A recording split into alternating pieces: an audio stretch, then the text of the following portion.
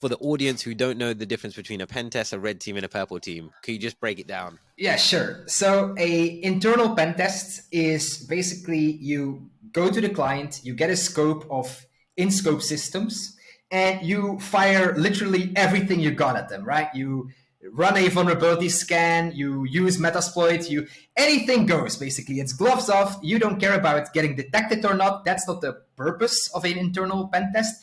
The purpose of an internal pen test is to try and identify as many vulnerabilities as you can, so they get basically a roadmap that they can follow. You rate the findings you find based on severity, of course, and then you basically present your report, so they now have a understanding of their vulnerabilities in their internal network, and based on the severity that you provide them, they can start working on fixing that.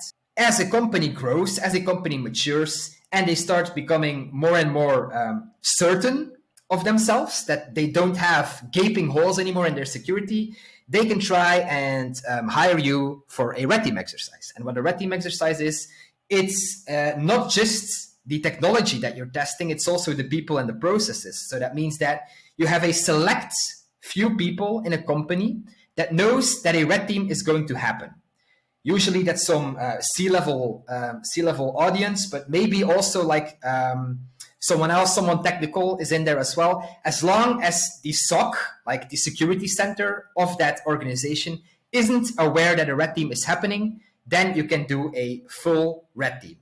And you basically ask them the question, look, what is like the worst thing that can happen to your company? Like what keeps you awake at night? What's your core business, and what absolutely cannot go wrong for your company? So then they start giving you some information.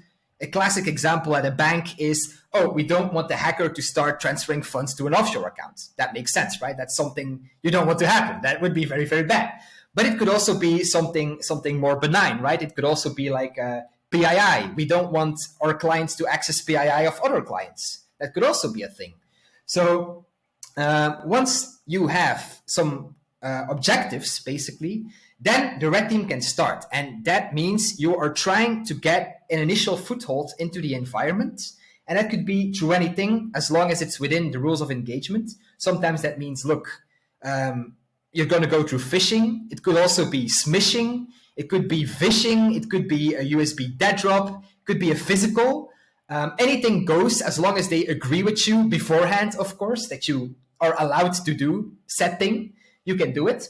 And your goal as a red team is to try and achieve your objectives, if possible. If not possible, try to get an as privileged foothold as you can in the environment without getting detected. And even if you get detected, that doesn't necessarily mean that your red team is a failure, because as I already mentioned, it's not just the technology that you're testing, it's also the people and the processes. So it could very well be that your phishing payloads triggered an alert from, for example, an EDR like CrowdStrike. They get a pop-up saying, oh, a malicious payload executed.